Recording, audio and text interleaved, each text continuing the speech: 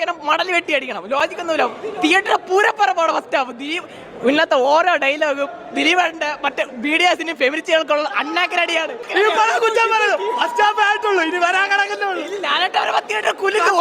ദിലീപിനെ വെച്ച് അവരാധം പറയണ ആരെങ്കിലും വരട്ടെ, അവർക്ക് ഇനി ഒരാളുണ്ട് സെക്കൻഡ്. നമുക്കറിയാം ജനപ്രിയ നായകൻ ദിലീപിൻ്റെ ഭബ്ബബ്ബ സിനിമ ഇന്ന് റിലീസാണ്. ഭയങ്കര റെസ്പോൺസാണ് കേരളത്തിൽ മൊത്തം കിട്ടിക്കൊണ്ടിരിക്കുന്നത്. ടിക്കറ്റ് കിട്ടാൻ ബുദ്ധിമുട്ടാണ്. എല്ലാം പോസിറ്റീവായിട്ടുള്ള റെസ്പോൺസാണ് ഇതുവരെ വന്നിരിക്കുന്നത്. പിന്നെ സിനിമയല്ലേ, ആർക്കും ഇഷ്ടപ്പെടാം, ഇഷ്ടപ്പെടാതെ ഇരിക്കാം.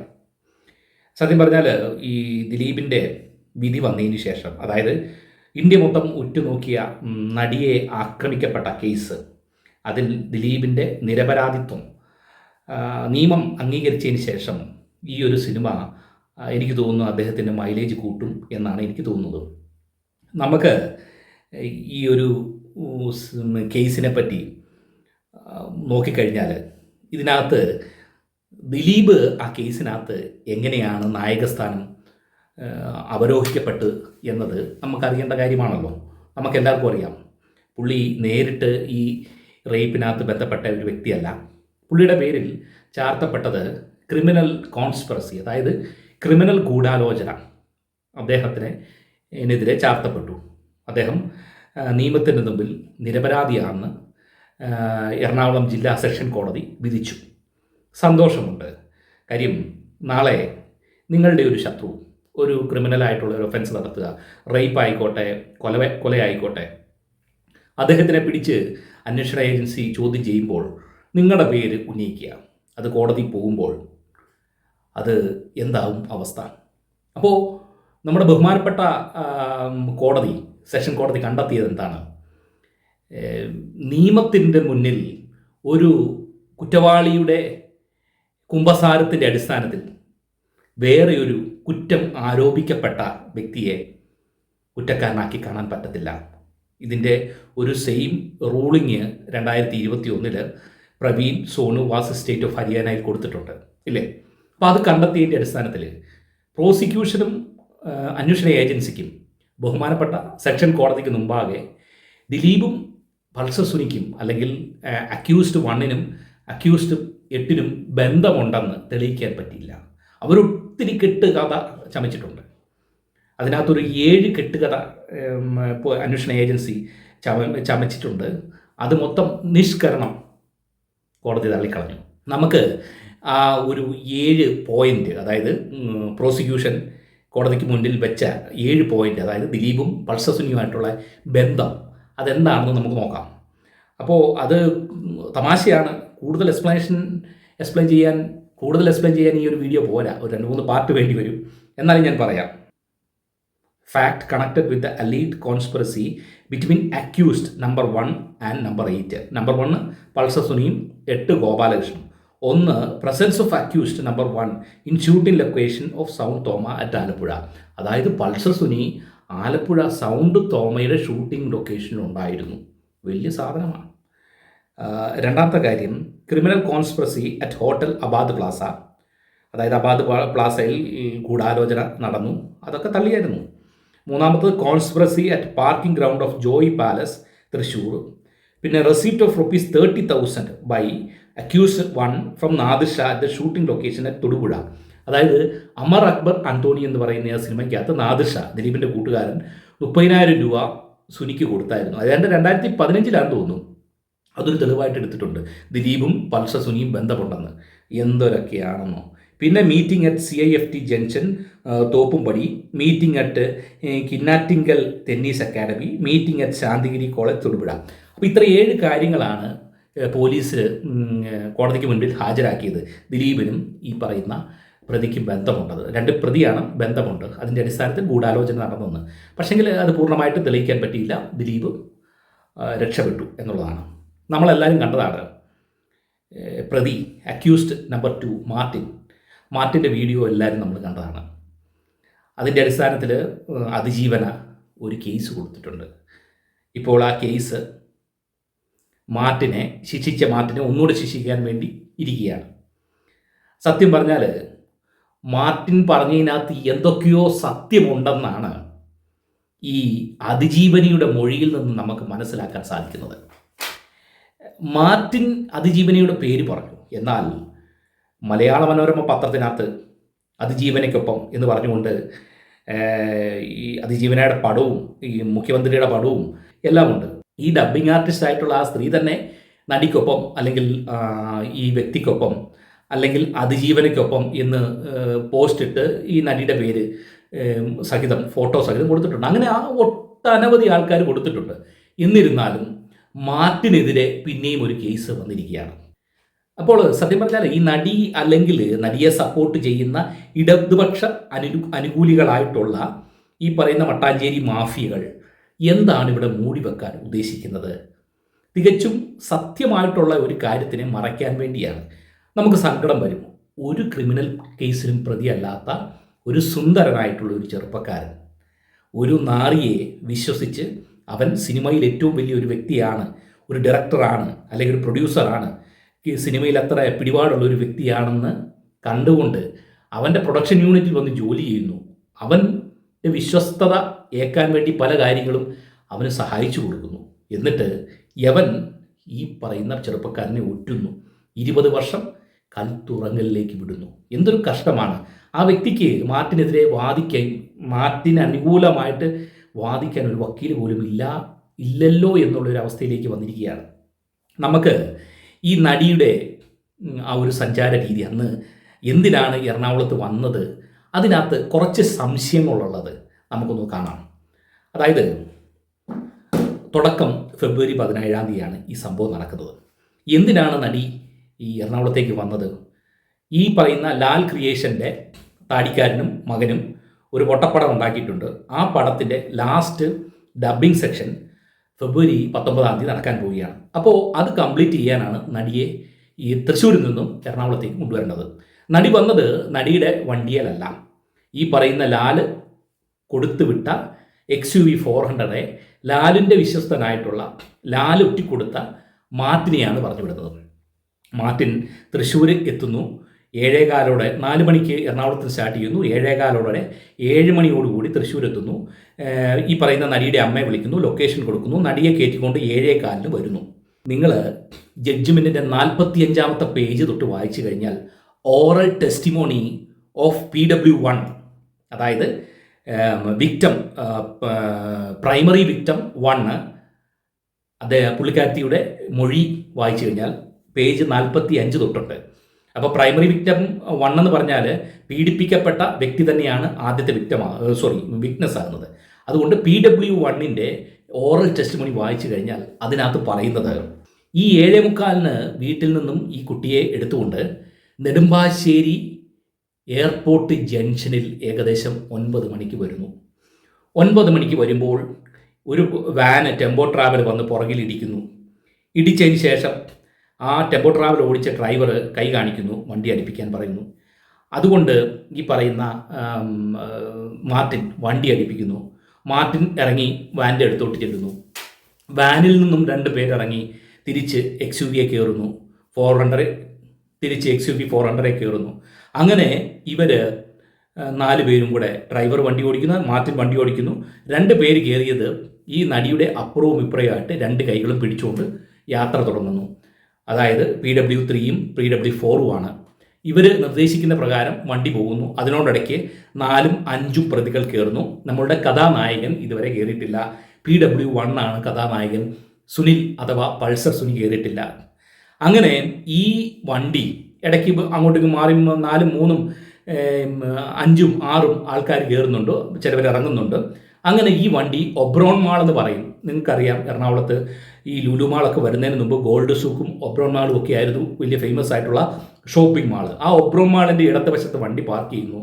വണ്ടി പാർക്ക് ചെയ്യുമ്പോൾ ഈ ടെമ്പോയും പാർക്ക് ചെയ്യുന്നു. അവിടെ വെച്ച് കഥാനായകൻ ഒരു ടവൽ മറച്ചുകൊണ്ട് ഈ വണ്ടിയിലോട്ട് കയറുന്നു. അങ്ങനെ മാർട്ടിനെ പറഞ്ഞ് ടെമ്പോയിലോട്ട് വിടുന്നു. ഈ പൾസർ കയറി വണ്ടി ഓടിക്കുന്നു. എളുപ്പം പൾസർ വണ്ടി എടുത്തപ്പോൾ ഈ അതിജീവന കണ്ണാടി കൂടെ പൾസറിനെ കാണുന്നു. പൾസറിൻ്റെ കണ്ണുകൾ മാത്രമേ കാണുന്നുള്ളൂ. അതിനകത്ത് പ്രത്യേകം പറയുന്നുണ്ട് ജഡ്ജിമെൻറ്റിനകത്ത്, പൾസർ സുനിയുടെ കണ്ണുകൾ കണ്ടുകൊണ്ട് അതിജീവന പൾസർ സുനിയെ മനസ്സിലാക്കുന്നു. പൾസർ സുനിയോട് ചോദിക്കുന്നു, ഗോവയിൽ, അതായത് ഈ പൊട്ടപ്പടത്തിൻ്റെ ഷൂട്ടിങ് ഗോവയിൽ നടന്നപ്പോൾ എയർപോർട്ടിൽ നിന്ന് ലൊക്കേഷനിലേക്ക് കൊണ്ടുവന്ന പൾസർ സുനിയാണ്. നിങ്ങളൊന്ന് ആലോചിക്കണം, എയർപോർട്ടിൽ നിന്ന് ലൊക്കേഷനിലേക്ക് മാത്രമേ കൊണ്ടുപോയിട്ടുള്ളൂ. ആ സമയത്ത് പൾസർ സുനിയെ മൊത്തമേ അങ്ങ് അതിജീവന സ്കാൻ ചെയ്തു, അല്ലെങ്കിൽ മനസ്സിലാക്കി. അങ്ങനെ ആ വ്യക്തിയല്ലേ നിങ്ങളെന്ന് അതിജീവന പൾസർ സുനിയോട് ചോദിക്കുന്നു. പൾസർ സുനി അതേന്ന് പറയുന്നു. പൾസർ സുനിക്ക് മനസ്സിലായി, ആളെ മനസ്സിലായല്ലോ, മുഖം മൂടി മാറ്റുന്നു. അങ്ങനെ ഇടതുവശത്തിരുന്ന PW3യോട് പറയുന്നു, PW3 പ്രൈം വിറ്റ്നസ് 3യോട് പറയുന്നു, നീ ഫ്രണ്ടി വാടാ, വീഡിയോ പിടിക്കണം. എന്നിട്ട് പൾസർ സുനി വണ്ടി നിർത്തി അതിജീവനയുടെ കൂടെ കയറുന്നു. അതിജീവനോട് പറയുന്നു, എനിക്ക് നിങ്ങളെ ന്യൂഡായിട്ട് ഡ്രസ്സില്ലാതെ ഒരു വീഡിയോ എടുക്കണം, അല്ലെ ഫോട്ടോ എടുക്കണം, എനിക്ക് നിങ്ങളെ ചെറിയ രീതിയിലൊന്ന് ഉപദ്രവിക്കണം, അല്ലെങ്കിൽ റേപ്പ് ചെയ്യണം, അത് വീഡിയോ പിടിക്കണം. ഇതൊരു കൊട്ടേഷനാണ്. നാളെ, അതായത് 18-ാം തീയതി ഫെബ്രുവരി 10 മണിക്ക് ഈ കൊട്ടേഷൻ തന്നെ ആൾ നിങ്ങളെ വിളിക്കും. അപ്പോൾ നിങ്ങൾക്ക് മനസ്സിലാകും ആരാ എന്നുള്ളത്. അങ്ങനെ ഈ പറയുന്ന പെണ്ണ് അതിനെ നിരാകരിക്കുകയും പൾസർ സുനി അവരെ റേപ്പ് ചെയ്യുകയും ചെയ്യുന്നു, വീഡിയോ പിടിക്കുന്നു. അതിനോടുകൂടി ഇവർ സമ്മതിക്കാതിരുന്നപ്പോഴത്തേക്ക് പൾസർ സുനി പറഞ്ഞു, നിങ്ങൾ ഇത് സമ്മതിച്ചില്ലെങ്കിൽ ഞങ്ങൾ DD അപ്പാർട്ട്മെൻറ്റ് എന്ന് പറയുന്ന അപ്പാർട്ട്മെൻറ്റിൽ കൊണ്ടുപോയി ടോട്ടൽ ഗ്യാങ് റേപ്പ് നടത്തും എന്ന് പറയുകയുണ്ടായി. അത് കേട്ട് പെണ്ണ് പേടിക്കുന്നു, അങ്ങനെ സമ്മതിക്കുന്നു. അവർ മോശമായിട്ട് പീഡിപ്പിക്കപ്പെടുന്നു, വീഡിയോ പിടിക്കുന്നു. അങ്ങനെ വീഡിയോ പിടിച്ചതിന് ശേഷം വണ്ടി പടമുകൾ എന്ന് പറയുന്ന ഒരു സ്ഥലത്തെത്തുന്നു. അപ്പോൾ ഈ XUVയുടെ പുറകെ മറ്റേ വാൻ വരുന്നുണ്ട്. പടമുകൾ എന്ന് പറയുന്ന സ്ഥലത്തെത്തുന്നു. 2 വണ്ടി നിർത്തുന്നു. ഇവിടെ ഡ്രൈവർ മാറുന്നു, മാർട്ടിൻ കയറുന്നു. അപ്പം ലാസ്റ്റ് സെഷനായി, വീഡിയോ എല്ലാം പിടിച്ചു. അത് കഴിഞ്ഞിട്ട് അപ്പുറത്തിരിക്കുന്ന ആൾ ഇറങ്ങി. പൾസർ സുനിയും ഇറങ്ങിയില്ല, അവിടെ തന്നെ ഇരിക്കുന്നു. മാർട്ടിൻ കയറുന്നു. മാർട്ടിൻ കയറിയപ്പോഴത്തേക്കിന് പൾസർ സുനി ചോദിക്കുന്നു, നിങ്ങൾക്ക് നിങ്ങളുടെ നമ്പർ തരണം, എനിക്ക് മറ്റേ കൊട്ടേഷൻ തന്നെ ആൾക്ക് കൊടുക്കാനാണ്, അതുകൊണ്ട് നമ്പർ തരണമെന്ന് പറയുന്നു. അവരുടെ ഫോൺ തിരിച്ചു കൊടുക്കുന്നു. അതായത് കയറിയ ഉടനെ ആൾക്കാർ നടിയുടെ ഫോൺ എടുത്ത് ഒരു ബാഗിൽ വെച്ചായിരുന്നു. തിരിച്ച് പടമുകളിൽ വന്നു കഴിഞ്ഞപ്പോഴത്തേന് ഫോൺ തിരിച്ചു കൊടുക്കുന്നു. കൊടുക്കുന്ന സമയത്ത് ഈ നടിയുടെ അമ്മ വിളിക്കുന്നു. അമ്മ വിളിക്കുമ്പോഴത്തേക്കിന് ആദ്യം എടുക്കുന്നില്ല, കട്ടായി പോകുന്നു. രണ്ടാമത് നടി അങ്ങോട്ട് വിളിച്ച് കാര്യങ്ങൾ പറയുന്നു. അപ്പോൾ സുനി അടുത്ത് നിൽക്കുക. സുനി എവിടെ പോയി, എങ്ങനെ പോയി എന്നൊന്നും പറയുന്നില്ല, എവിടുന്ന് അവർ പിരിഞ്ഞു എന്ന് പറയുന്നില്ല. പക്ഷേ പടമുകളിൽ എത്തിക്കഴിഞ്ഞപ്പോഴത്തേക്കിന് മാർട്ടിൻ കയറി വണ്ടി എടുത്ത് നേരെ ലാലിൻ്റെ അങ്ങോട്ട്, ആദ്യം നാൻസി ബ്ലസ്സി എന്ന് പറയുന്ന ലാലിൻ്റെ ബന്ധുവിൻ്റെ വീട്ടിലേക്ക് പോകാനായിരുന്നു പറഞ്ഞത്. പക്ഷേ അത് നടന്നില്ല, ലാലിൻ്റെ വീട്ടിലേക്കാണ് പോയത്. അപ്പോൾ നമ്പർ ബലമായിട്ട് ഈ പൾസർ സുനി മേടിക്കുന്നു. ഈ മാർട്ടിനെയും കൂട്ടി ഈ പറയുന്ന ലാലിൻ്റെ വീട്ടിലേക്ക് നടി പോകുന്നു. അതിനുശേഷം ലാല് PT തോമസിനെ വിളിക്കുന്നു. PT തോമസ് ഒക്കെ പ്രൈം വിറ്റ്നസ് ആണ്. PT തോമസ് ബെഹ്റയെ വിളിക്കുന്നു. ബെഹ്റ പോലീസ് വരുന്നു. പോലീസ് വന്നിട്ട് മെഡിക്കൽ എടുക്കാൻ വേണ്ടി അന്ന് പിറ്റേ ദിവസം 3 മണി AM പോകുന്നു. മെഡിക്കൽ എടുക്കുന്നു, റിപ്പോർട്ടെല്ലാം സമർപ്പിക്കുന്നു. കേസെല്ലാം ആയി, രജിസ്റ്റേർഡായി, സംഗതി കുളമായി. അപ്പോൾ ഇതാണ് അതിൻ്റെ ആ ഒരു വരവിൻ്റെ സമ്മതി. ഇതിൽ നിന്നും നിങ്ങൾക്ക് എന്താണ് മനസ്സിലായത്? എനിക്ക് മനസ്സിലായത്, ഞാനൊരു കാര്യം ചോദിച്ചോട്ടെ. ഒരു പഞ്ചായത്ത് ജംഗ്ഷനിൽ, നിങ്ങളുടെ പഞ്ചായത്ത് ജംഗ്ഷനിൽ 4 കൂടിയ കവലയിൽ ഒരു സൈക്കിള് അങ്ങോട്ടും ഇങ്ങോട്ടും ഇടിച്ചെന്ന് വെച്ചു. എത്ര രാത്രിയാണേലും ഒരു 2 പേര് 3 പേരെങ്കിലും അവിടെ കൂടും. നിങ്ങളൊരു കാര്യം മനസ്സിലാക്കണം. ഇൻ്റർനാഷണൽ എയർപോർട്ട് നെടുമ്പാശ്ശേരിയുടെ വാതുക്കലുള്ള നെടുമ്പാശ്ശേരി എയർപോർട്ട് ജംഗ്ഷൻ, ഈ എയർപോർട്ട് ജംഗ്ഷനിൽ ഒരു XUVയുടെ പുറകിലേക്ക് ഒരു വാൻ ഇടിക്കുന്നു. 9 മണി രാത്രിയേ ആയിട്ടുള്ളൂ. 9 മണി രാത്രി എന്ന് പറയുന്നത് എറണാകുളംകാർക്ക് ഒരു രാത്രിയല്ലത്. അത് തന്നെയല്ല, ഈ എയർപോർട്ട് ജംഗ്ഷൻ 24 മണിക്കൂറും 365 ദിവസവും സജീവമാണ്. അവിടെ ഒരു പാത്രം വീണ് ഉടഞ്ഞു കഴിഞ്ഞാൽ ആൾക്കാർ കൂടും. അവിടെ മൊത്തം കടകളാണ്. എല്ലാവർക്കും അറിയാം, ഒരുമാതിരിപ്പെട്ട എയർപോർട്ടിൽ പോയവർക്ക് എല്ലാവരും ആ വഴി അറിയാം. ചറപറ സ്ഥലം വഴികളാണ്. അതിനോടിടയ്ക്ക് ഇങ്ങനെ ഒരു ആക്സിഡൻ്റ് ഉണ്ടാകുന്നു. ഈ ആക്സിഡൻ്റ് നടക്കുമ്പോൾ ആ വണ്ടി നിർത്തുന്നു. ആ വണ്ടിക്കകത്ത് ഇരിക്കുന്നത് സൗത്ത് ഇന്ത്യ മൊത്തം അറിയപ്പെടുന്ന ഒരു നടിയാണ്. നിങ്ങളൊന്ന് ആലോചിക്കണം. ഈ നടിയെ ആരും കാണുന്നില്ല, ഒരു മനുഷ്യനോടെ കൂടുന്നില്ല. അതിനോടുപരി വേറൊരു കാര്യം എനിക്ക് സംശയം തോന്നിയത്, ഇത്രയും വലിയ ഇൻ്റർനാഷണൽ എയർപോർട്ടിൽ ഒരു CCTV ദൃശ്യം, നിങ്ങൾ എയർപോർട്ടിലേക്ക് പോയി കഴിഞ്ഞാൽ ആ ജംഗ്ഷനിൽ ചെല്ലുമ്പോൾ അറിയാം, ഒരു 100,000 CCTV ആണ്.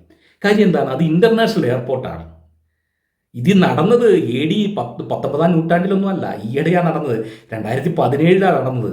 AD 19-ാം നൂറ്റാണ്ടിലൊന്നും അല്ല ഈ സംഭവം നടന്നത്. അപ്പോൾ CCTV ഒക്കെ ഉള്ള സമയം തന്നെയാണ്. ഈ CCTV ഫുട്ടേജോ ഇതൊന്നുമില്ല, ഒരു മനുഷ്യനില്ല. അത് കഴിഞ്ഞിട്ട് ഇവിടെ എവിടെയാണ് വന്നത്? ഒബ്റോൺ മാളിൻ്റെ അവിടെ. ഗോൾഡ് സൂക്ക് അല്ല, ഒബ്റോൺ മാള്. ഗോൾഡ് സൂക്കിൻ്റെ എവിടെയാണെങ്കിൽ പ്രത്യേകിച്ച് ഇച്ചിരി കൂടെ വിജനമാണെന്ന് പറയാം. ഈ ഒബ്റോൺ മാളിൻ്റെ അവിടെ വന്നിട്ടാണ് ഈ സുനി കയറുന്നത്. എന്നിട്ട് അവിടെ പിടിയും വലിയും നടക്കുന്നത്. എൻ്റെ പൊന്നാശാമാരെ, ഞാനിതിങ്ങനെ കേട്ട് കഴിഞ്ഞപ്പോൾ, ഇത് വായിച്ചു കഴിഞ്ഞപ്പോൾ മാർട്ടിൻ പറഞ്ഞ വാക്കും കൂടെ ഒന്ന് ആലോചിച്ച് നോക്കിക്കഴിഞ്ഞാൽ ഇവിടെ എന്തോ എവിടെയോ ഒരു പോരായ്മയുണ്ട്.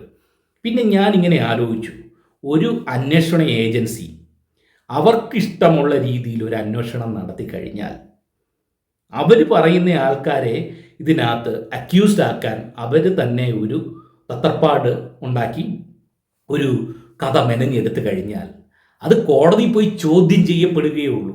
പുതിയതായിട്ടൊരു കാര്യങ്ങൾ വരത്തില്ല, അല്ലേ? അതല്ല ഇവിടെ നടന്നത്. ഞാനൊരു കാര്യം ചോദിച്ചോട്ടെ സുഹൃത്തുക്കളെ, ഇവിടെ ദിലീപിനെ ഈ കേസിൽ കൊണ്ടുവരുന്നത് പൾസർ സുനിയുടെ ഒറ്റ വർത്താനത്തിലാണ്. ഈ വർത്താനം പറയുന്നത് എവിടെ വെച്ചാണ്?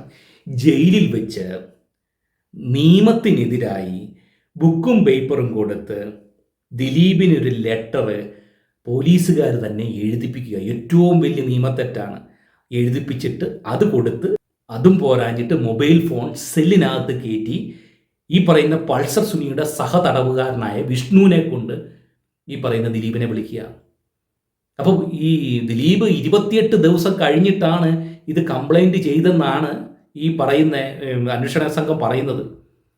ഇത് നടന്ന ഉടനെ ബെഹ്റയ്ക്ക് വാട്സപ്പ് സന്ദേശം കൊടുത്തതാണ് ദിലീപ്.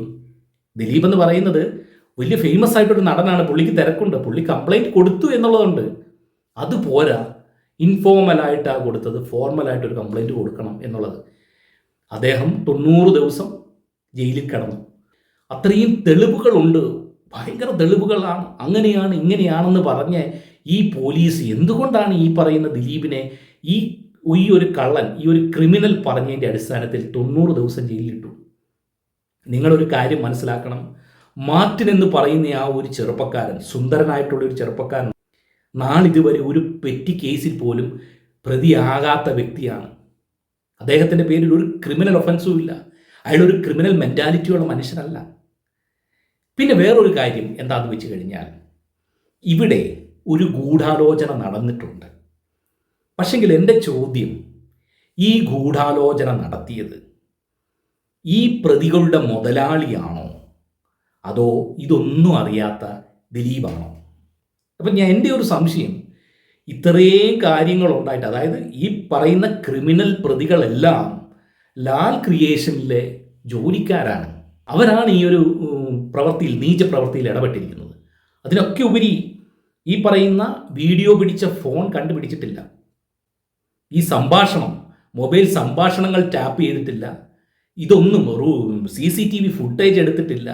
ഇതൊക്കെ എടുത്തു കഴിഞ്ഞാൽ എനിക്ക് തോന്നുന്നത് ഒരു പക്ഷെങ്കിൽ ഈ മുതലാളി തന്നെ, താടിക്കാരനായിട്ടുള്ള ഈ വികൃതനായിട്ടുള്ള സ്വഭാവ വൈകൃതമുള്ള ഈ അപ്പനും മകനും കുടുങ്ങുമെന്നുള്ളതാണ് എനിക്ക് തോന്നുന്നത്. അതുപോലെ തന്നെ മട്ടാഞ്ചേരി മാഫിയകൾക്കും ഈ അതിജീവന എന്ന് പറയുന്ന അധികം ജീവനക്കും ഇത് വലിയൊരു തിരിച്ചടിയായി വരും എന്നാണ് എനിക്ക് തോന്നുന്നത്.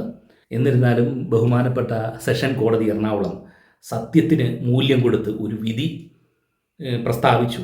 അതിൽ സന്തോഷമുണ്ട്, ആശ്വാസമുണ്ട്.